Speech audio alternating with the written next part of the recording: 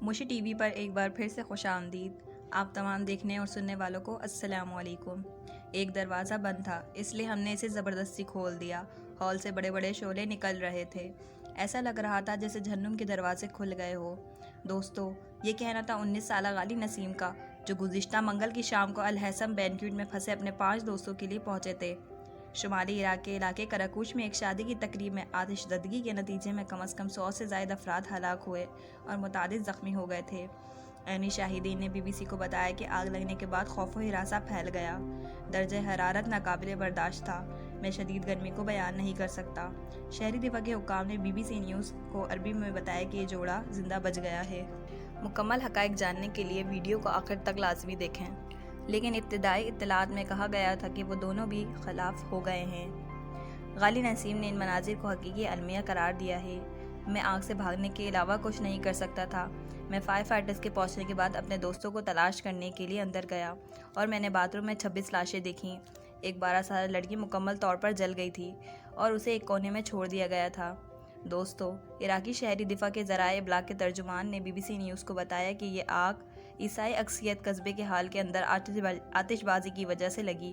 انہوں نے مزید کہا کہ مناسب ہنگامی راستوں کی کمی نے حالات کو بدتر بنا دیا تھا، کیونکہ زیادہ تر مہمانوں نے ہال کے مرکزی داخلی دروازے کو استعمال کرتے ہوئے وہاں سے نکلنے کی کوشش کی، جس کی وجہ سے ممکنہ طور پر بھگدڑ مچی۔ بہت سے لوگ اب بھی خاندان کے افراد کی تلاش کر رہے ہیں۔ آگ لگنے کے وقت غزوان نامی شخص اپنی 35 سالہ بیوی، 4 سالہ بیٹے اور 13 سالہ بیٹی سے الگ ہو گیا تھا۔ غزوان کی بہن احسان نے بی بی سی کو بتایا کہ ان کی ایک اور بیٹی، جس کی عمر 10 سال ہے، جب ہال سے باہر آئی تو اس کا جسم تقریباً 98% جھلس چکا تھا۔ اس نے بتایا کہ ایک اس کا بھائی اپنے اہل خانہ کی تلاش میں اسپتالوں کے چکر کاٹ رہا ہے۔ دوستو، شادی کی تقریب میں آتش زدگی کا یہ واقعہ منگل کی شام ضلع الحمدانی میں پیش آیا۔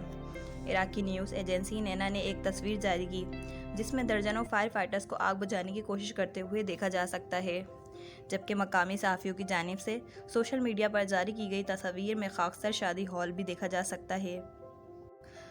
خدشہ ظاہر کیا جا رہا ہے کہ شادی ہال کی عمارت میں لگے بینرز آگ کو مزید بھڑکنے میں مدد دیا ہے، جس کے بعد چھت کے کچھ حصے نیچے گر گئے۔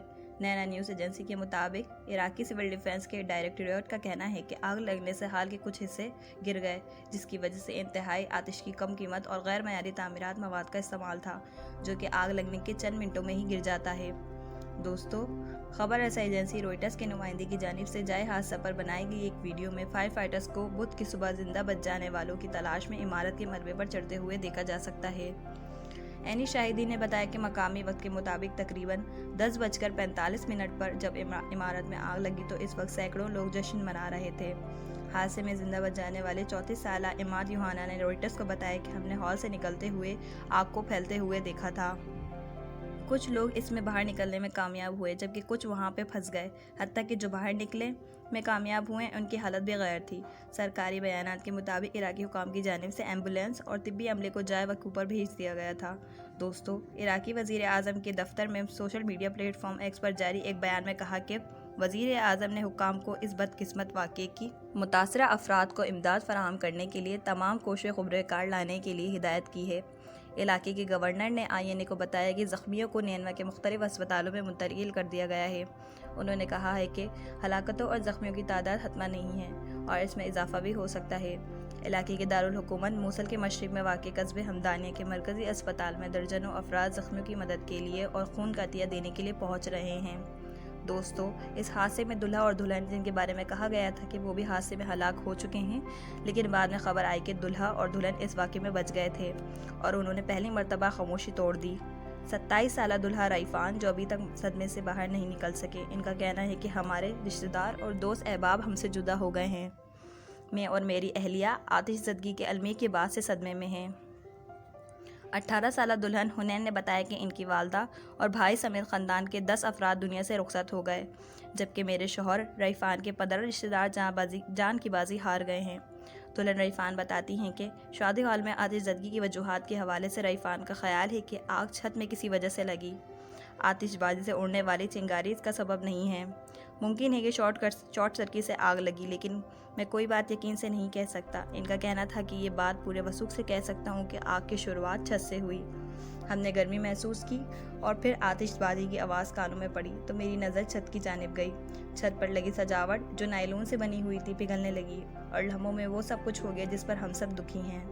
آگ پھیلنے لگی تو لوگ بھاگنے لگے۔ میں نے اپنی اہلیہ کو پکڑ کر کھینچا اور کچن کی دروازے سے باہر نکلنے کی کوشش کی۔